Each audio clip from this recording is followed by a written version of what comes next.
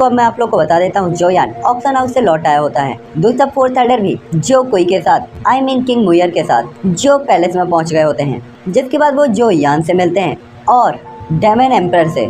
साथ ही जो यान को देखकर वो काफी हैरान भी होते हैं, क्योंकि उन्हें काफी कुछ चीजें जो यान के बारे में वहाँ पता चलती है, जो किंग हावरान बताता है कि हमारा टर्की ऐसा है, हमारा टर्की वैसा है, बाकी हम ही जानते हैं इनका टर्की कैसा है। देन उसके बाद हमने देखा था एल्डर किंग हावरान को मुयर की हुई करनी बताते हैं। दूसरा मुयर जोयान को वो चीजें देती है, तो जोयान को भी समझ में नहीं आता ये इसे कैसे मिली। लेकिन तभी किंग हावरान जब मुयर को डांटता है तो मामला समझ में आता है कि बंदी ने उसके लिए चोरी की है। भाई ऐसी एक दो बंदियां तो मैं भी डिजर्व करता हूँ। हाँ, मतलब तुम लोग भी डिजर्व करते हो। भगवान सबका भला करे और भले की शुरुआत मुझसे करे। देन हमने देखा था किंग हावरान कहते हैं अब जो कुछ भी हुआ उस पे मट्टी डालो। अब उस चीज को हम बदल तो नहीं सकते, लेकिन हम ये मामला बिगड़ने भी नहीं दे सकते, तो जैसे भी हो मामले को संभालना होगा। इसीलिए अब हम बैटल डोमेन जाएंगे और उनसे बात करेंगे। जिसके बाद ये क्या अपना बोरिया बिस्तर बांधते हैं और सीधा ही बैटल डोमेन के लिए निकल पड़ते हैं। दूसरा बैटल डेमन क्लेन वो अपना ही बातचीत कर रहे होते हैं कि अब हम सोल डेमन्स के साथ शामिल होकर किंग हावरान की लंका खड़ी और खटिया खड़ी और बिस्तर गोल कर देंगे।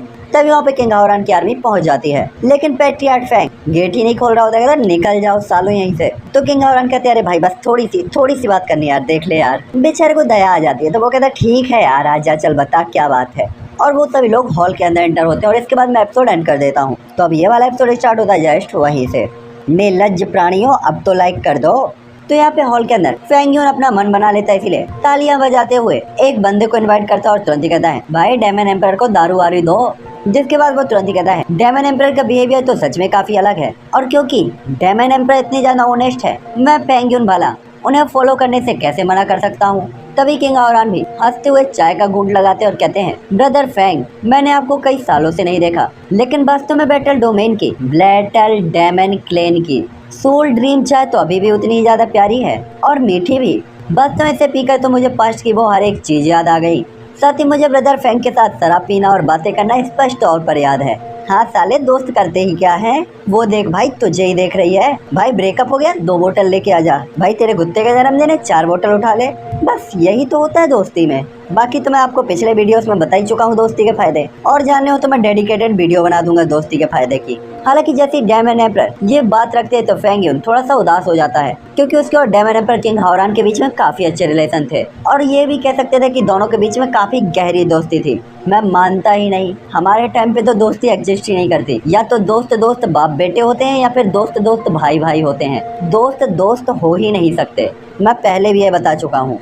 साथ ही ये दोनों हमेशा ही एक दूसरे को सपोर्ट भी करते थे। साथ ही साथ डाउडी लेवल के बॉय की जो लाइफ टाइम होता है वो काफी लंबा होता है, यहाँ तक कि उसके जो रिलेटिव्स होते हैं उनके डेथ को भी उसे देखना पड़ता है। इसीलिए अकेलेपन की जो ये फीलिंग होती है, उसी के कारण डाउडी लेवल का बॉय केवल अपनी फ्रेंडशिप को ही ज्यादा इंपॉर्टेंस देता है। दूसरा किंग हावरान की बात को सुनकर तो हर कोई थोड़ा सा इमोशनल हो गया होता है और चुप हो गए होते हैं सभी लोग। वो अपने दिल में यही कह रहे होते हैं कि हाँ भाई किंग हावरान ही डेमन एम्पर कहलाने लायक है। यहाँ तक कि उसके नॉर्मल थॉट ने वास्तव में सभी लोगों को वापस से हिला कर रख दिया था।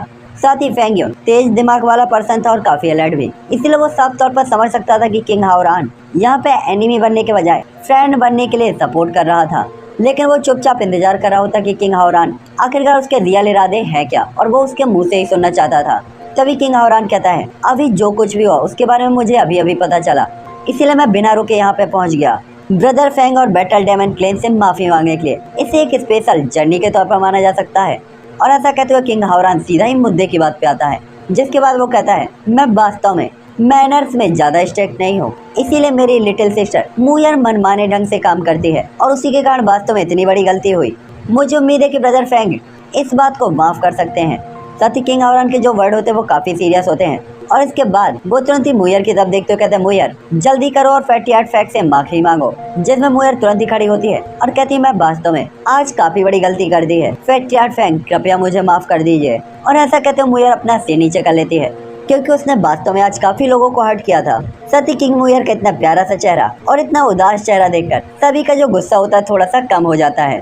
तभी फोर्थ एल्डर तुरंत ही कहते हैं इस बार वास्तव में ये रिस्पॉन्सिबिलिटी तो मेरी भी है कि मैं भी पैट्रियार्क फैंग के सामने अपनी गलती को एक्सेप्ट करूं। और ऐसा कहते हो फोर्थ एल्डर भी उन्हें ग्रीट करते हैं, साथ ही काफी ऑनेस्टली वो बात कर रहे होते हैं। तभी सभी लोग भी एक दूसरे की तरफ देखते हैं और पैट्रियार्क फैंग और सभी एल्डर्स भी। साथ ही वो थोड़ा सा रिलैक्स फील करते हैं कि यह मामला किंग मुयर की गलत फैमिली के कारण हुआ था। गलत फहमी के कारण हुआ था।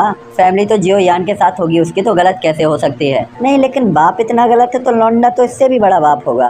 खैर, अपन को क्या लेना देना। जिसके बाद एल्डर सभी एक दूसरे की तरफ देखते और थोड़ा सा रिलैक्स करते कि वास्तव में किंग हावरान का इस मामले से कोई लेना देना नहीं था, इसीलिए यह मामला काफी इजी हो गया था। तभी किंग हावरान भी खड़े होते हुए सभी के सामने माफी मांगते हैं। साथ ही उसकी सिस्टर ने माफी मांगी। 8 स्टार डाउडी लेवल का वॉरियर, वास्तव में उसने भी माफी मांगी थी, जो कि अकेले ही आधे से ज्यादा शहर को डिस्ट्रॉय करने की पावर रखता था। ये पहले ही बैटल डोमेन क्लेन के अंदर, बैटल डेमन क्लेन के अंदर हर किसी को हेल्पलेस फील कराने के लिए काफी था, लेकिन फिर भी ये कहा जा सकता था कि इस लाइन अपने पहले ही उन्हें पर्याप्त रिस्पेक्ट दी थी।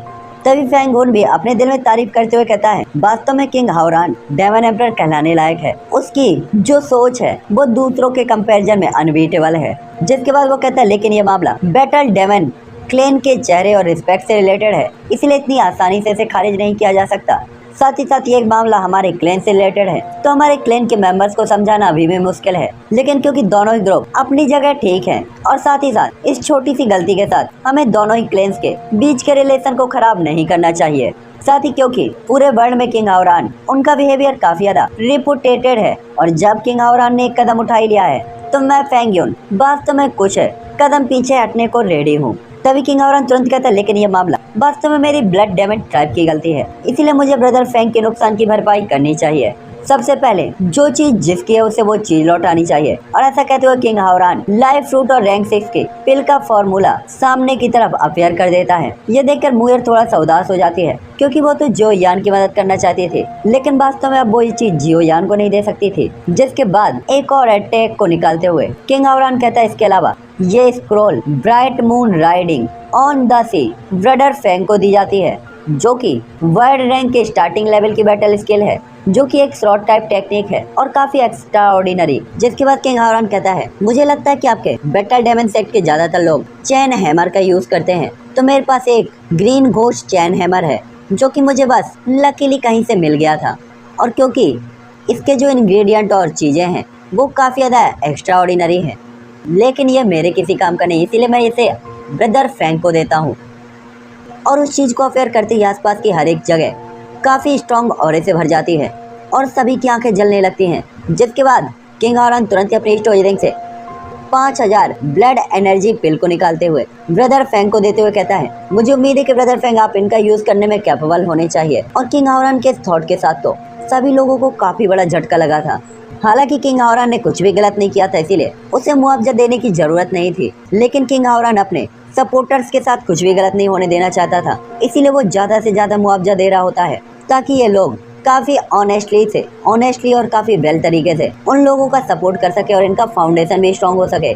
आखिरकार फ्यूचर में डेमन्स को एक करना उसकी सबसे बड़ी रिस्पॉन्सिबिलिटी थी और इस टाइम पे डेमन एम्परर किंग हावरान ने न केवल सिचुएशन को लड़ दिया होता है, बल्कि नुकसान की भरपाई को भी एकदम बदल दिया होता है। साथ ही साथ यहाँ पे अपनी रिपुटेशन को भी उसने कुछ हद तक इंक्रीज कर लिया था। जिसके बाद किंग हावरान तुरंत ही हाथ जोड़ते हुए कहता है, ये मेरे थॉट हैं कि ये होना ही चाहिए। ब्रदर फ्रैंक, कृपया इन चीजों के लिए मना ना करना, वरना वास्तव में मुझे एम्बेरस होना पड़ेगा। इस टाइम पे डेमन एम्पर किंग हावरान के बिहेवियर को देखकर फैंग हुन से अपने दिल की जितनी भी गलती और नफरत होती है तुरंत ही गायब हो जाती है और उसके दिल में तरह तरह की फीलिंग्स होती हैं।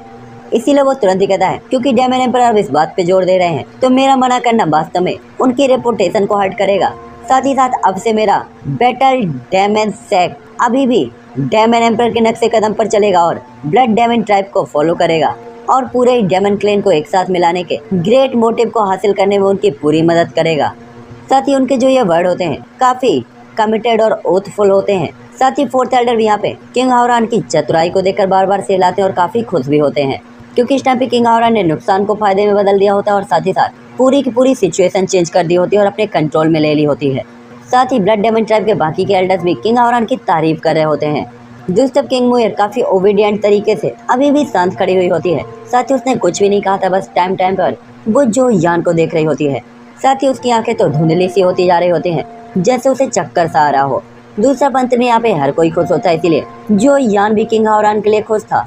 जहाँ डेमन ट्राइब पूरी तरीके से टूटने वाली थी, वहाँ पे किंग हावरान ने वास्तव में से अच्छी तरीके से संभाल लिया था और उनके टैलेंट के सामने जो यान को पूरा भरोसा था कि जो ब्लड डेमन ट्राइब और डायमंड ट्राइब है वो बहुत पावरफुल होगी। हालांकि क्योंकि यहाँ की अब सिचुएशन कंट्रोल में आ गई होती है, तो बैटल डेमन सेक्ट की जो फॉर्मेशन होती है उसे भी गायब कर दिया गया होता है। साथ ही डेमन एम्पर की भी जो टीम थी उसके सम्मान और रिस्पेक्ट में एक काफी बड़ा भोज ऑर्गेनाइज किया गया होता है। साथ ही बैटल डेमन सेक्ट के सभी एल्डर्स और सभी लोग किंग हावरान और बाकी के सभी एल्डर्स को बधाई दे रहे होते हैं, क्योंकि प्रेजेंट टाइम पे एक बंदा डेमन एम्पर था तो दूसरा 8 स्टार डाउडी लेवल का वॉरियर। ये सभी पावरफुल लोग थे और ऐसे लोगों के इस नज़दीक तो हर कोई आना चाहता था। तभी इस रात के खाने के बाद फैंग साओ वाई अपने गिलास को लेकर किंग मुयर की तरफ उसे बढ़ाता है और कहता है, मिस किंग, हम एक दूसरे को अच्छे से नहीं जानते। इस बार हमारे दोनों क्लेन पहले की तरह मेल मिलाप में हो गए हैं और मिस किंग को एक बार फिर से देखना मेरे लिए काफी रिस्पेक्ट की बात है। तभी किंग मुयर को थोड़ी सी एम्बेरस होती है, क्योंकि उसे दिन की जो घटना थी वो उसके दिमाग में याद आ जाती है। साथ ही एम्बेरस होने के कारण उसका जो चेहरा होता है वो हल्का सा लाल हो जाता है। ये देखकर तो फैंग साओवाई भी थोड़ा सा हैरान होता है। दूसरी तरफ जो यान जब ये देखता है तो उसे भी अपने दिल में थोड़ा सा जेलिसी फील होती है। तभी साओवाई कहता है, वैसे मैं अभी भी कुछ आपसे जानना चाहता हूँ। मिस किंग, आप एक अल्केमिस्ट नहीं है, तो आप वो ग्रेड 6 के पिल का फॉर्मूला आखिरकार क्यों चाहती थी? क्या कोई बात थी? साथ ही ये क्वेश्चन शायद साओवाई ने मुयर से नहीं बल्कि फैंग युन ने किंग हावरान से पूछा होता है। ये सुनकर किंग हावरान भी थोड़ा सा परेशान होता है और शौक भी, और इसके बाद वो अपनी उंगली जो यान की तरफ करते हुए धीरे से कहता है, ये मामला मेरे ब्रदर जो यान से स्टार्ट होना चाहिए। साथ ही मेरे ब्रदर ने मेरे ब्लड डेमन टाइप पर काफी काइंडनेस और दया की है। साथ ही वो हम और आपके जैसा बिल्कुल भी नहीं है। साथ ही वो फ्यूचर में काफी पावरफुल पर्सन भी होगा, इसकी मुझे पूरी उम्मीद है। साथ ही शायद मेरे ब्रदर ने इसे पाने का अवसर खो दिया था लाइफ फ्रूट और रेग 6 के पिल के फॉर्मूले के लिए, और शायद इसी चीज को लेकर मुयर को थोड़ा सा गिल्टी फील हो रही थी। इसीलिए उसने गुस्से में ब्रदर फैंग को नाराज करने के लिए ऐसा कदम उठा लिया। लेकिन एक काफी अच्छी बात है कि ब्रदर फैंग काफी ज्यादा काइंड पर्सन है और इसके लिए मैं काफी ग्रेटफुल भी फील कर रहा हूँ। तभी किंग हावरान की बात को सुनकर सभी बैटल डेमन सेट के सभी लोग हैरान हो जाते हैं, क्योंकि उन्हें पता था कि जॉन की पावर काफी कम है, लेकिन डेमन एम्पर जैसा इतना इंपॉर्टेंट पर्सन भी वास्तव में उसे इतना महत्व देता था। तो इसके पीछे का रीजन क्या था? साथ ही वो तुरंत ही कहता है, ये आपका ब्रदर जो यान है, उसका नाम इतना फैमिलियर क्यों लग रहा है? तभी फैंग युन तुरंत ही अभी र्यूमर्स के बारे में याद करता है, जो कि सबसे हॉट टॉपिक था, और कहता है, लो ग्रेड की सभी फिल्म जिन्होंने मार्केट में कब्जा कर लिया है। तभी किंग हावरान स्माइल करते हुए कहते हैं, तुमने ठीक सुना, हाँ ये वही जियो यान है, जियो यान। ये सुनकर तो भीड़ के चेहरे सदमे से पीले पड़ जाते हैं। तभी खाने के बाद किंग हावरान सभी को जो यान से मिलवाता है और जो यान को सभी से मिलवाता है। बात एक ही है राइटर। हालांकि स्टार्टिंग में सभी ने सोचा था जॉन ज़्यादा टैलेंटेड पर्सन नहीं है, तो उन्होंने इस मामले को ज़्यादा सीरियसली नहीं लिया था, लेकिन उन्हें उम्मीद नहीं थी कि वास्तव में इतनी बड़ी दिग्गज हस्ती उनके सामने खड़ी है जो चुटकी बजा के उनका क्लेन खरीद ले। दोस्तों मुयर भी साओवाई को बताते हुए कहती है, लिटिल लायर, वो 3 साल में ही 3 स्टार डाउडी लेवल पर पहुंच गया। साथ ही जॉन की बात करते हुए किंग मुयर के दिल तो काफी प्राउडफुल इंप्रेशन से भरा हुआ होता है और वो काफी खुश होती है, साथ ही जवाब देने के लिए काफी एक्साइटेड भी। तभी किंग मुयर की बात को सुनकर बाकी लोग भी हैरान होते हुए कहते हैं, 3 साल में 3 स्टार डाउडी लेवल पर ब्रेक थ्रू कर लिया? तुम मजाक कर रही हो? नहीं, मजाक चल रहा है यहाँ पे। ग्रेट एल्डर ने 7000 साल तक कल्टीवेट किया है। इनकी दादी, काकी, नानी, पापा, चाचा 7 पुश्तें निपट गई, और तुम कह रहे हो इस बंदे ने 3 साल में 3 स्टार ब्रेक थ्रू कर लिए? यहाँ पे तो वास्तव में सबको झटके पे झटका लग रहा होता है। पहले डेमन एम्पर का यहाँ पे आना, उनकी बहन का डकैती मारना, डेमन एम्पर का उनसे माफी मांगना, 8 स्टार डाउडी का खुद यहाँ पे अपेयर होना, और फिर एक ऐसा पर्सन जो कि डाउडी कॉन्टिनेंट के रूल्स को ही ब्रेक करके घूम रहा था। सभी को पता था कि यहाँ पे ब्रेक थ्रू करना कितना मुश्किल था, लेकिन जो यान ने तो हर एक चीज को बदल दिया होता है। हालांकि सौभाग्य की बात थी कि यहाँ पे सभी डाउडी लेवल के वॉरियर थे और उनका दिल स्ट्रॉन्ग था, वरना तो वास्तव में सदमे से वो लोग बस खत्म निपट जाते भाई। साथ ही सभी लोग यही सोच रहे होते हैं कि एक तो 4th एल्डर भी वापस आ गया, जिससे ब्लड डेमन ट्राइब की पावर पहले ही बढ़ चुकी है एक्सट्रीम लेवल पर। जो यान की मदद से ब्लड डेमन ट्राइब के पास अपनी आर्थिक और नेचुरल और इकोनॉमिक पावर को संभालने के लिए फुल फाइनेंशियल सपोर्ट था। किंग हावरान के पास आसपास किस तरीके की पावर इकट्ठा हो रही थी, हर कोई हैरान हो रहा होता है कि अब तो बस डेमन ट्राइब और किंग हावरान का पावरफुल होना कुछ ही टाइम की बात है। इसीलिए अब battle demon clan demon emperor को फॉलो करने के लिए और भी ज्यादा कमिटेड हो जाता है कि अब तो हम पीछा ना छोड़ेंगे, तुम लात मार के भी भगाओ तो भी पीछे आएंगे। तभी एक एल्डर जियो यान की तरफ देखते हुए कहते हैं, ब्रदर जियो, आप केवल 3 साल में 3 स्टार डाउडी लेवल पर ब्रेक थ्रू कर चुके हैं, साथ ही आप एक एल्केमिस्ट भी हैं। वास्तव में ये टैलेंट काफी शानदार है, यहाँ तक कि मैं भी काफी हैरान हूँ, लेकिन आखिरकार एक ह्यूमन की एनर्जी लिमिटेड होती है, इसलिए मुझे लगता है कि आपको भी चीजों को अलग अलग करना होगा। साथ ही साथ दूसरा बैटल डेमन क्लेन के एल्डर्स ने सोचा था कि जोयान के सांगमैंग के साथ कोऑपरेट कर रहा है और सांगमैंग जोयान के साथ कोऑपरेट कर रहा है केवल ओल्ड डेमन एम्पर के पिल फॉर्मूले के लिए। साथ ही जोयान का पिल रिफाइनमेंट ज्यादा अच्छा नहीं होगा और उसके पास ज्यादा हाई लेवल के पिल फॉर्मूले भी नहीं होंगे, क्योंकि आखिरकार जोयान बहुत कम टाइम के लिए ही डाउडी कॉन्टिनेंट के अंदर आया था। तो यही 1 स्टार या 2 स्टार डाउडी 2 स्टार का एम्पर एल्केमिस्ट होगा।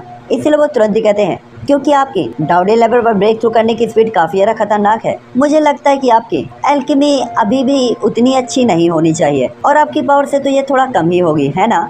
हालांकि जैसे उस एल्डर ने ऐसा कहा होता है, किंग हाउरान और बाकी सभी लोग एल्डर को देखते हुए अचानक से हंसने लगते हैं। वो बस यही सोच रहे होते कि अगर इस एल्डर को पता चला कि जोयान जो कि फाइट करने में तो खतरनाक है ही, और उसकी चाहे बैटल कोई हो या स्पिरिचुअल पावर या पिल रिफाइनमेंट, दोनों ही एक दूसरे को कड़ी टक्कर दे रही हैं। और जोयान को दो धारी तलवार कहा जा सकता है, जिसकी कोई भी तेज थी और एल्केमी पावर भी तेज थी। साथ ही दूसरी तरफ किंग मुयर वो थोड़ा सा नाराज हो जाती है, क्योंकि जोयान तो उसके दिल में दुनिया का सबसे अच्छा इंसान है और कोई उसकी बेइज्जती कैसे कर सकता है। इसलिए वो अपना छोटा सा मुंह बंद कर लेती है और बस जोयान को देख रही होती है। साथ ही वो अनसेटिस्फाइड होती है। तभी फैंगुन जब देखता है कि किंग हाउरान और बाकी सभी लोग के फैशन पसंद काफी अजीब है, तो वो तुरंत ही झिझकते हुए कहता है, वैसे मैं जानना चाहता हूँ ब्रदर जियो, आपकी पिल रिफाइनमेंट कितने लेवल पर है। साथ ही सेकंड एल्डर वो भी ये जानना चाहता था, क्योंकि अभी तो उसने जोयान से कह दिया था कि भाई तेरी पिल रिफाइनमेंट ज्यादा अच्छी नहीं होगी। तभी जोयान पैट्रियार्क फैंग को ग्रेड करते हुए कहता है, मैं जोयान ज्यादा टैलेंटेड नहीं हूँ और अभी मैं केवल 4 स्टार एल्केमिस्ट लेवल पर हूँ। साथ ही इस टाइम पे मुझे 5 लेवल पर ब्रेक थ्रू करने के लिए फ्रूट ऑफ लाइफ की जरूरत थी, क्योंकि मुझे कुछ रैंक 5 की पिल्स को रिफाइन करना था। और ऐसा कहते हुए जोयान काफी ज्यादा पोलाइट होता है। साथ ही जोयान की बात को सुनकर तो बैटल डेमन क्लेन का हर पर्सन उसका मुंह खुला का खुला रह जाता है और आंखें बालकनी पे आ जाती हैं और वो खुद से ही कहते 3 साल, सिर्फ 3 साल, ये बंदा 3 स्टार डाउडी पर पहुंच गया, रैंक 4 का एल्केमिस्ट बन गया, दोनों एक साथ कैसे। साथ ही साथ रैंक 4 तक पहुंचने के बाद ये रैंक 5 में भी ब्रेक थ्रू करना चाहता है। अगर ये न्यूज डाउडी कॉन्टिनेंट के अंदर फैल जाती तो पूरे के पूरे एल्केमिस्ट कांप जाते और चुल्लू भर पानी में डूबकर जल समाधि ले लेते। हालांकि जब वो अपने होश में आते हैं तो फैंगुन थोड़ा सा कंफ्यूज होने से और जोयान पे शक करने से खुद को नहीं रोक पाता। हालांकि ये कहना तो सच होना चाहिए था कि जोयान वास्तव में रैंक 4 पर था, क्योंकि उसने डेमन एम्परर के सामने ऐसा कहा था। लेकिन ये कहना कि वो रैंक 5 पर ब्रेक थ्रू करना चाहता था, सबको लग रहा होता कि जोयान झूठ बोल रहा है। साथ ही वो अपना ईगो यहाँ पे दिखा रहा होता और किंग मुयर के सामने पोजिंग मारने की कोशिश कर रहा होता है, इसीलिए वो जानबूझकर बढ़ा चढ़ा कर बात कर रहा था। साथ ही फैंगुन के थॉट को देखकर किंग मुयर वास्तव में मदद नहीं कर सकती थी, लेकिन उसे गुस्सा आ रहा था कि वास्तव में उसका लिटिल लायर अभी भी इतना ज्यादा पोलाइट कैसे रह सकता है। आखिरकार उसके लिए रैंक 5 में ब्रेक थ्रू करना अभी भी काफी इजी था और किंग मुयर को तो कम से कम यही लग रहा होता है। इसीलिए वो तुरंत ही चिल्लाते हुए कहती है वो रैंक 5 में ब्रेक थ्रू जरूर कर लेगा। और फिर क्या, किंग मुयर की ये बात सभी के ऊपर बिल्कुल लाइटिंग की तरह गिरती है और हर कोई हैरान रह जाता है। तभी बैटल डेमन क्लेन के सभी लोग जोयान की तरफ देखते और कहते हैं, क्या ये अभी भी इंसान है। सभी की आंखें सरप्राइजिंगली हैरानी से भरी हुई होती है और काफी ज्यादा रिस्पेक्ट से भी। तभी फैंगुन भी कुछ समझते हुए तुरंत ही कहता है, मिस किंग, क्या आपका मतलब है कि लिटिल ब्रदर जो के पास जिस इंग्रेडिएंट की कमी है वो केवल फ्रूट ऑफ लाइफ है। जिससे किंग मुयर तुरंत ही काफी प्राउडफुल तरीके से कंफर्म तरीके से अपना सिर हिला देती है। तभी फैंगुन इस रिप्लाई को सुनने के बाद अपनी आंखें बंद कर लेता है, जैसे कि वो कुछ सोच रहा हो। साथ ही कुछ देर तक, थोड़ी देर तक झिझकते हुए वो अपने दिल में काफी कंफ्यूज फील कर रहा होता है, जिसके बाद धीरे धीरे वो सांस छोड़ते हुए अपना सिर उठाता है, जैसे कि किसी चीज को लेकर उसने अपना मन बना लिया हो। जिसके बाद वो तुरंत ही कहता है, अगर लिटिल ब्रदर जियो मेरी एक छोटी सी रिक्वेस्ट को एक्सेप्ट कर सकते हैं तो मैं फैंगुन लिटिल ब्रदर जियो को फ्रूट ऑफ लाइफ और रैंक 6 की पिल का फॉर्मूला गिफ्ट के तौर पर दे दूंगा। ये सुनकर तो ब्लड डेमन ट्राइब के सभी लोग चौंक जाते हैं कि ये वो चीज थी जिसके लिए दोनों ही ग्रुप लड़ने वाले थे, लेकिन वो अब जोयान को ये चीज वास्तव में दे रहे थे, तो किसी को भी इस बात पे भरोसा नहीं होता। तभी फैंगुन हेल्पलेस तरीके से हंसते हुए कहता है, बात कुछ ऐसी है, और सभी को पूरी बात समझाता है। तब सबको पता चलता है कि बैटल डेमन क्लेन ने एक एंसेस्टर को ठीक करने के लिए फ्रूट ऑफ लाइफ और रैंक 6 की पिल की तलाश की थी, क्योंकि एक कैंपेन के टाइम पर ओल्ड एंसेस्टर की जो सोल थी वो काफी हैवीली इंजर्ड हो गई थी, जिससे उनकी ताकत भी कम हो गई थी। यहाँ तक कि उनकी 7 स्टार डाउडी लेवल की जो पावर थी वो अब 6 स्टार डाउडी पर बड़ी मुश्किल से आई थी। इसीलिए पूरी ही फैमिली ओल्ड एंसेस्टर की ट्रीटमेंट की तलाश कर रही होती है और अनगिनत साल बीत गए होते हैं, लेकिन कोई भी फायदा नहीं हुआ था। लेकिन ये तब तक था जब तक कि रैंक 6 का पिल का फॉर्मूला और fruit of life auction house में नहीं दिखाई दिया था। लेकिन इसके आने के बाद सभी को उम्मीद की किरण दिखाई दी थी। लेकिन अभी भी बैटल डायमंड क्लेन के अंदर कोई भी रैंक 6 का एल्केमिस्ट नहीं था और प्रेजेंट टाइम पे केवल 2 रैंक 5 लेवल के एल्केमिस्ट थे जो हजारों सालों से इसी लेवल पर अटके हुए होते हैं। साथ ही ऐसा लग रहा था कि शायद ही अब ये आगे ब्रेक थ्रू कर पाएंगे, क्योंकि ये उनके लिए एक बड़ी समस्या बन गया होता है। यहाँ तक कि हेल्प के लिए जहाँ तक बाकी के रैंक 6 के एल्केमिस्ट की बात थी, पूरे ही डाउडी कॉन्टिनेंट के अंदर रैंक 6 के एल्केमिस्ट की जो पोजीशन थी वो काफी ज्यादा ग्रेट थी और वो आसानी से किसी की मदद के लिए एग्री नहीं होते थे। और अगर कोई एल्केमिस्ट इसके लिए तैयार भी है तो उन्हें इसके लिए एक बड़ी कीमत चुकानी होगी। साथ ही उन्हें पिल फॉर्मूला और रिफाइन करने के लिए इंग्रेडिएंट भी उन्हें देने होंगे, जो कि डाउडी कॉन्टिनेंट के अंदर एल्केमिस्ट द्वारा डिसाइड किया गया एक रूल था। लेकिन जोयान की एक्स्ट्राऑर्डिनरी ब्रेक थ्रू पावर को देखकर और बढ़ रहे टैलेंट को देखकर सभी लोग समझ गए होते हैं कि अगर ये बंदा 5वीं रैंक पर पहुंच चुका है तो रैंक 6 को ब्रेक थ्रू करना उसके लिए ज्यादा मुश्किल नहीं होगा। साथ ही क्योंकि सभी पिल फॉर्मूला और इंग्रेडिएंट दिए जाने थे तो फेंग यून को लग रहा होता कि इसे जोयान को देना बेहतर होगा। बस यहाँ पे केवल एकमात्र जरूरत ये थी कि जोयान रैंक 6 पर ब्रेक थ्रू करके रैंक 6 की एक पिल रिफाइन करके उनके एंसेस्टर के घावों को ठीक कर दे, जिससे वो बहुत सारे पैसे भी बचा सकते थे और उनके लिए काफी बड़ा एहसान भी हो सकता था। साथ ही फेंग यून के दिल में और भी छोटी छोटी चीजों की पूरी कैलकुलेशन भी थे। साथ ही किंग हाओरन जब ये सुनते हो वो तुरंत ही स्माइल करते हैं और फेंग यून की तरफ देखते हुए कहते हैं ये ब्रदर जोयान का फैसला होगा। दूसरा फेंग यून भी पैट्रियट किंग हाओरन की तरफ देखते और एक दूसरे को वो स्माइल पास करते हैं जैसे उन्होंने वास्तव में मौन को समझ लिया हो, लेकिन वो कहते कुछ भी नहीं। साथ ही फेंग यून की अपनी स्ट्रेटजीज थी और अब जबकि ब्लड डायमंड ट्राइब के साथ उनका अलायंस एक बार फिर से खड़ा हो चुका होता है। साथ ही फेंग को ये भी पता था कि जोयान को ये स्कोर देना काफी अच्छा था, क्योंकि जोयान किंग हाओरन के साथ था और उनके बीच के रिलेशन काफी अच्छे थे, जिससे जोयान पर वो ट्रस्ट भी कर सकता था। साथ ही जोयान जिसने पिल मार्केट को पूरी तरीके से अपने कब्जे में रखा होता है, अगर उसके हाथ में यह फॉर्मूला रहा तो मर्चेंट अलायंस के सपोर्ट के साथ वो फ्यूचर में काफी पावरफुल और रिच भी होगा, जिससे उसकी जो फाइनेंशियल कंडीशन है वो भी काफी स्ट्रांग होगी। साथ ही वो काफी टैलेंटेड है, इसीलिए वो फ्यूचर के अचीवमेंट को देखते हुए जोयान के साथ अच्छे रिलेशन भी रखना चाहता था। और वैसे भी इन्वेस्ट करने से पहले बढ़ने का इंतजार करने के बजाय पहले ही इन्वेस्ट कर देना सबसे अच्छी बात थी, ताकि बढ़ने पर हमेशा प्रॉफिट मिल सके। इसीलिए फेंग यून स्माइल कर रहा होता है और तुरंत ही जल्दबाजी में बाहर आ गया होता है। दूसरा जोयान तो अब तक सदमे से बाहर नहीं निकल पाया था। साथ ही इस बात के लिए तो कोई कमेंट ही नहीं था कि जोयान के लिए ग्रेड 6 की पिल का फॉर्मूला और ये फ्रूट वास्तव में काफी बड़ा अट्रैक्शन थे, लेकिन वास्तव में उसे उम्मीद नहीं थी कि उसके अचीवमेंट के लिए उसे ये दे दिया जाएगा। इसलिए जोयान इस चीज के लिए मना कर देता है, जिससे तो पैट्रियट का चेहरा ही काला पड़ जाता है। वो थोड़ा सा नाखुश दिखाई देते हैं क्योंकि वो इस टाइम का फायदा उठाना चाहते थे, लेकिन वास्तव में जोयान इसे एक्सेप्ट ही नहीं किया था। तभी जोयान कहता है आप चिंता न करें, मेरा मतलब ये नहीं था। और जॉन जल्दी से उन्हें समझाता भी है कि कहीं दूसरा ग्रुप इसे गलत ना समझ ले, क्योंकि जॉन को पता था ये दोनों चीजें काफी महंगी थी। साथ ही इस टाइम पे जॉन काफी कंफ्यूज भी होता है कि वो इसे एक्सेप्ट करे कि ना करे, क्योंकि दोनों ही क्लेनों के बीच में पहले ही मामला सॉल्व हो चुका था और जॉन दोनों ही क्लेन्स के रिलेशन के ऊपर कोई भी इफेक्ट नहीं छोड़ना चाहता था। साथ ही साथ डायमंड क्लेन के ओल्ड एंसेस्टर के घावों को ठीक करना एक लेन देन माना जा सकता था, लेकिन फिर भी ये दोनों चीजें अभी के हिसाब से तो जॉन के लिए काफी प्रीशियस थी और बिल्कुल एक एहसान की तरह थी, और एहसान तो जॉन को बिल्कुल भी बर्दाश्त नहीं था। इसीलिए दुविधा में पड़कर जॉन काफी परेशान होता है कि आखिरकार क्या किया जाए। दूसरी किंग मुयर तो काफी ज्यादा खुश हो जाते हैं और उसकी बड़ी बड़ी आंखें स्माइल कर रही होती है और उम्मीद से जॉन को देख रही होती हैं।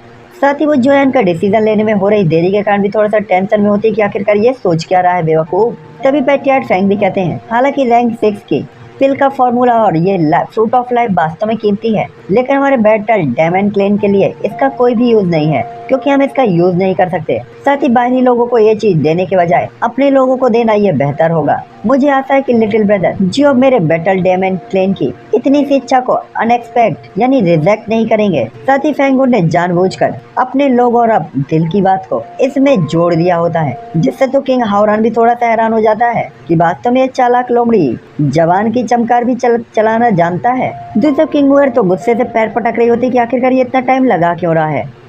दूसरा किंग हाओरन बिल्कुल भी कोई भी रिएक्शन नहीं देते, क्योंकि उन्हें पता था ये जोयान का मामला है, इसीलिए वो इसमें इंटरफेयर नहीं करना चाहते थे। साथ ही वो इन चीजों में इंटरफेयर नहीं करना चाहते थे जो कि जियो यान के लिए प्रॉफिटेबल हो सकती थी। दूसरी तरफ फोर्थ एल्डर तो अपना वाइन पीने में बिजी होते हैं। ऐसा लग रहा होता है उन्हें किसी भी मामले में कोई दिलचस्पी नहीं थी। दूसरी तरफ जॉन अपने चारों तरफ देख रहा होता है जैसे वो किसी ऐसे को ढूंढ रहा हो जो उसे सलाह दे सके। तभी जॉन आसपास सभी लोगों की तरफ देखते हुए किंग मुयर की तरफ देखता है जो काफी एक्साइटेड हो रही होती है कि बस ले ले यार। तभी जॉन कहता है वास्तव में मुझे इस चीज की काफी ज्यादा जरूरत है। एक तो ये मेरे लिए ब्रेक थ्रू के लिए काफी ज्यादा जरूरी है, साथ ही दूसरा जो यान किंग मुयर की मर्जी को भी रखना चाहता था। साथ ही दूसरी तरफ जो यान बैटल डेमन क्लेन की नेक इरादों की बेइज्जती भी नहीं करना चाहता था। इसलिए जॉन तुरंत ही कहता है चीफ फैंग आपकी काइंडनेस के लिए बहुत बहुत धन्यवाद। फ्यूचर में जब भी आपके क्लेन को जियो यान की जरूरत होगी जो यान मदद करने की पूरी कोशिश करेगा। और ऐसा कहते हुए जॉन उन्हें प्रणाम करता है। साथ ही जॉन यहाँ पे अब पोलाइट नहीं होता। साथ ही अब जो यान के ऊपर एक एहसान भी बकाया हो गया था जिससे जॉन थोड़ा सा एम्बेरस होकर स्माइल करता है क्योंकि उसके कंधे पर जो ये एहसान का बोझ था ये थोड़ा सा भारी था। साथ ही जॉन को रैंक 6 की पिल का फॉर्मूला और लाइफ फ्रूट को एक्सेप्ट करते हुए देखकर फैंग यून भी थोड़ा सा स्माइल करते हैं और तुरंत ही कहते हैं तब तो फिर इस बात पे ड्रिंक होनी चाहिए। साथ ही फैंग यून काफी अच्छे मूड में होता है इसीलिए गिलास से गिलास खनखनाने की आवाज आती है और खाने के बाद हर कोई स्माइल करते हुए पीना शुरू कर देता है। और 3 राउंड तक पीने के बाद अब काफी ज्यादा देर हो चुकी होती है इसीलिए किंग हॉरान बाकी के लोगों के साथ बैटल डेमन क्लेन से विदाई लेता है और घर की तरफ वापस जाता है। जहाँ रास्ते पे जॉन कहता है ब्रदर ये जर्नी तो वास्तव में काफी ज्यादा हेल्पफुल थी। साथ ही जॉन किंग हॉरान के लिए काफी खुश था। साथ ही रास्ते में जॉन किंग हॉरान से काफी बातचीत करता है। तभी किंग हॉरान भी हंसते हुए कहता है ऐसा लगता है कि हम दोनों ही ब्रदर ने काफी कुछ हासिल किया है। तभी किंग हॉरान की तरफ देखते हुए किंग मुयर कहती है ब्रदर ये कहा जा सकता है कि लिटिल लायर ने इस बार काफी प्रॉफिट कमाया लेकिन आपने तो इतने सारे ट्रेजर उन्हें दे दिए फिर आप कैसे कह सकते हैं कि आप प्रॉफिट में हैं। साथ ही किंग मुयर थोड़ा सा हैरान होते हैं और उसका मुंह फूला हुआ होता है। तभी किंग हॉरान कहता है ट्रेजर खोकर लोगों को दिल जीतना पहले ही काफी बड़ी जीत है। और ऐसा कहते हुए वो हंसने लगते हैं जिसके बाद हमें जो मैंसन का सीन दिखाया जाता है जहाँ पे जो यान जो मैंसन में होता है और रैंक 5 के पिल के लिए यूजफुल इंग्रेडिएंट का इंतजार कर रहा होता है। साथ ही अपने डेली कल्टीवेशन के साथ जो यान किंग हॉरान और ले साओलोंग के साथ चाय पी रहा होता है। साथ ही बाकी के सभी लोगों के साथ वो अपने एक्सपीरियंस को भी शेयर कर रहा होता है। और इसके बाद हमें 3 महीने बाद का सीन दिखाया जाता है जहाँ सुबह सुबह साफ हवा के ऊपर पक्षी गाना गा रहे होते हैं। मुन्नी बदनाम हुई मुयर बदनाम हुई जो यान तेरे लिए। हाँ भाई अब राइटर को कैसे पता चल रहा है कि पक्षी गाना गा रहे हैं और अगर राइटर को पता चल गया कि पक्षी गाना गा रहे हैं तो मुझे भी पता चल गया कि पक्षी यही वाला गाना गा रहे हैं। मतलब राइटर कुछ भी लिख सकता था। पक्षी चहचहा रहे थे उनके चहकने की आवाज आ रही थी लेकिन राइटर ने लिखा है वो गाना गा रहे थे। चूतिया राइटर। पिछले एपिसोड में इसकी मैथ वीक थी इस एपिसोड में इसकी जूलॉजी स्ट्रॉन्ग है। साथ ही आसपास का जो माहौल होता है वो काफी ज्यादा तरोताजा होता है और फूलों की सुगंध चारों तरफ फैल रही होती है। जिसके बाद जॉन अपना कल्टीवेशन एंड करता है और बाहर आता है और अपनी स्पिरिचुअल एनर्जी को जॉन फील कर रहा होता है और काफी खुश भी फील कर रहा होता है। हालांकि जैसे जॉन अपने रूम से बाहर निकलने ही वाला था वो तुरंत ही एक थॉट के साथ अपनी स्पिरिचुअल पावर को पूरे यार्ड में फैला देता है। जिसके बाद जो यान को जो मैंसन के बाहर कुछ ही दूरी पर एक एक्सट्रीमली ब्यूटीफुल फिगर फील होती है और दिखाई देती है। साथ ही उसके कंधे मुड़े हुए होते हैं, कमर काफी चिकनी होती है, गर्दन बिल्कुल व्हाइट, साथ ही चेहरा काफी शानदार और ब्यूटीफुल। जो देखकर जो यान के चेहरे पर स्माइल आ जाती है और वो तुरंत ही कहता है जैनी। ये वास्तव में जैनी होती है जो कि मर्चेंट अलायंस से जो यान की टीम में शामिल हो गई थी। और ऐसा लग रहा था कि अब तो जो यान को जैनी की आदत सी हो गई होती है कि वो वास्तव में जॉन की काफी देखभाल करती थी। जिसके बाद जॉन कहता है जैनी को देखे हुए काफी लॉन्ग टाइम हो गया और इस टाइम पे तो जो यान भी काफी जैनी को याद कर रहा होता है। साथ ही जॉन ने पिछली बार जैनी को रैंक 5 के पिल फॉर्मूले की इंग्रेडिएंट की लिस्ट सौंपी थी। साथ ही जैनी इस टाइम पे मर्चेंट अलायंस के पिल मार्केट के कुछ मामलों के बारे में काम कर रही होती है और शायद ही वो कभी वापस आई थी। आखिरकार ब्लड क्विक पिल और किंगलिन लिक्विड को बड़ी क्वांटिटी में मार्केट में रिलीज करने के बाद उसे उस चीज के पिल के इंग्रेडिएंट भी खरीदने थे, एल्केमिस्टों को भी कॉन्फ़िगर करना था, ट्रांसपोर्ट भी करना था इन पैलेस पिल्स को और इसकी कमाई को भी गिनना था और इन मामलों को जैनी को ही हैंडल करना था। साथ ही जो मैंसन के अंदर कुछ ज्यादा मामले नहीं थे इसलिए उसने अपनी सारी एनर्जी को वहीं पे फोकस कर दिया होता है। साथ ही जॉन यहाँ पे स्माइल करते हुए तुरंत ही अपनी जगह से गायब होता है और अगली बार जब जॉन अपेयर होता है तो वो पहले ही जैनी के सामने होता है। साथ ही जैनी जैसे ही जोयान को देखती है अचानक ही उसकी आंखें फूल की तरह खिल उठती है और चेहरे पर स्माइल आ जाती है और उसकी चेस्ट तुरंत ही ऊपर और नीचे होती है। साथ ही वो काफी हैरानगी से जॉन को देख रही होती है जैसे कि वो मानो हजारों सालों से अलग हो और काफी लॉन्ग टाइम बाद एक दूसरे से मिले हो। तभी जॉन जैनी की तरफ देखते हुए कहता है ओए मोटी तेरा वजन कैसे कम हो गया, डाइटिंग पे तो नहीं हो ना तुम, साथ ही काफी लॉन्ग टाइम से तुम गायब हो। हालांकि जैनी फिल्म मार्केट के मामलों को लेकर चिंतित थी लेकिन सबसे ज्यादा वो चिंतित थी जॉन के प्रॉफिट को लेकर। क्योंकि जो यान और सांगमैंग अब एक दूसरे से जुड़े हुए थे और एक दूसरे के साथ ही आगे बढ़ रहे थे और एक साथ पीछे हट रहे थे। तभी जेनी तुरंत ही अपनी चिंताओं को साइड में रखते हुए कहती है, मैं तो ठीक हूँ यंग मास्टर जियो, लेकिन इन दिनों आप कैसे रहे? और तुरंत ही मीठी सी स्माइल वो जो यान की तरफ पास कर देती है। साथ ही जेनी की बात को सुनकर जियान उसके पास बैठ जाता है और धीरे धीरे इन टाइम के दौरान जो कुछ हुआ उसे बताता है। साथ ही जेनी काफी ध्यान से यह सुन रही होती है और उसकी आंखें तो जो यान पे टिकी हुई होती है, ना पलक झपक रही होती है, ना नजरें हट रही होती हैं। साथ ही इस टाइम पे वो दोनों काफी ज्यादा नजदीक होते हैं। साथ ही बात करते करते उन लोगों को ये एहसास ही नहीं होता कि सूरज कब डूबने वाला है और टाइम इतनी तेजी से कैसे बीत गया, उन्हें ये पता ही नहीं चलता। तभी जॉन तुरंत ही कहता है, मुझे उम्मीद नहीं थी कि इतना टाइम बीत जाएगा। तभी जेनी भी अपने होश में आती है और वो थोड़ा सा एम्बेरस होती है और शर्मा जाती है, जिससे चेहरा लाल टमाटर जैसा हो जाता है। जिसके बाद वो तुरंत ही अपने हाथ को फ्लिप करते हुए कहती है, यंग मास्टर जियो, मैं वो सभी इंग्रेडिएंट ले आई जिनकी आपको जरूरत थी। और ऐसा कहते हो वो अपने हाथ से ढेर सारे इंग्रेडिएंट जो यान को दे देती है। तभी यान इन इंग्रेडिएंट को महसूस करते हुए कहता है, बहुत जल्दी ले आई। जिसपे जेनी कहती है, अब आप ब्रेक थ्रू करना चाहते हैं तो मुझे तो आपकी रिक्वायरमेंट पूरी करनी ही होगी। तभी जॉन कहता है, वास्तव में मैं तो काफी ज्यादा लालच फील कर रहा हूँ। जिसपे जेनी तुरंत ही कहती है, हाँ मुझे पता है आप एल्केमी के लिए ही तो सबसे ज्यादा एक्साइटेड हैं। तो ठीक है, जाइए आप पिल रिफाइन करिए, मैं जाकर बाकी लोगों से मिलती हूँ। साथ ही ऐसा कहते हुए जेनी थोड़ा सा नाराजगी से जॉन की तरफ देखती है कि भाई हमसे भी ज्यादा इम्पोर्टेंट इस बंदे के लिए एल्केमी हो गई, लेकिन जो हम दे सकते हैं वो एल्केमी नहीं दे सकती। अबे मेरा मतलब जान दे सकते हैं हम। उसने ब्लड कॉन्ट्रैक्ट कर रखा है जॉन के साथ, वो जान दे सकती है, वो साथ दे सकती है वो, और फिर भी बंदे को एल्केमी की पड़ी हुई है। दूसरी तरफ जॉन भी थोड़ा सा एम्बेरस होता है क्योंकि जेनी अभी अभी आई थी और उसके साथ टाइम स्पेंड करने के बजाय वो वास्तव में एल्केमी में वापस से घुसने के लिए जा रहा होता है। इसलिए जॉन तुरंत ही कहता है, तुम काफी लॉन्ग टाइम बाद आई हो, साथ ही तुमने काफी कड़ी मेहनत की है। मुझे लगता है कि एल्केमी में ब्रेक थ्रू करने के लिए कुछ टाइम तक और भी इंतजार किया जा सकता है, तो क्यों ना इस टाइम तक तुम्हारे साथ रहा जाए। और जैसे ही जॉन ये कहता है, जेनी काफी ज्यादा खुश हो जाती है, लेकिन तभी वो अपना सिर हिलाते हुए तुरंत ही कहती है, 5 रैंक के एल्केमिस्ट के तौर पर आपका ब्रेक थ्रू अभी भी काफी ज्यादा जरूरी है। मुझे लगता है इसे देरी ना करें। साथ ही मर्चेंट अलायंस में अब सेलिंग स्टार्ट हो चुकी है, इसीलिए मैं उतनी ज्यादा बिजी नहीं रहूंगी और मेरे पास आपको साथ देने के लिए पर्याप्त टाइम है, इसीलिए आपको अपने काम पे अब ज्यादा ध्यान देना चाहिए। जेनी कैसा कहते ही जॉन का तो चेहरा ही लाल हो जाता है। साथ ही वो काफी कंफ्यूज होते हुए कहता है, ठीक है। तभी जेनी भी कहती है, बिजनेस इंपॉर्टेंट है, ये सिस्टर आपकी अच्छी न्यूज का इंतजार करेगी। जिसपे जॉन भी तुरंत ही ज्यादा जिद नहीं करता और अपने हाथ को हिलाकर जेनी की तरफ देखता और इसके बाद वापस से अपने एल्केमी रूम की तरफ बढ़ जाता है, क्योंकि अब जो यान को रैंक 5 में ब्रेक थ्रू करना था, जो कि सबसे इम्पोर्टेंट मामला था। तो चलो गाइस, इसी के साथ अब ये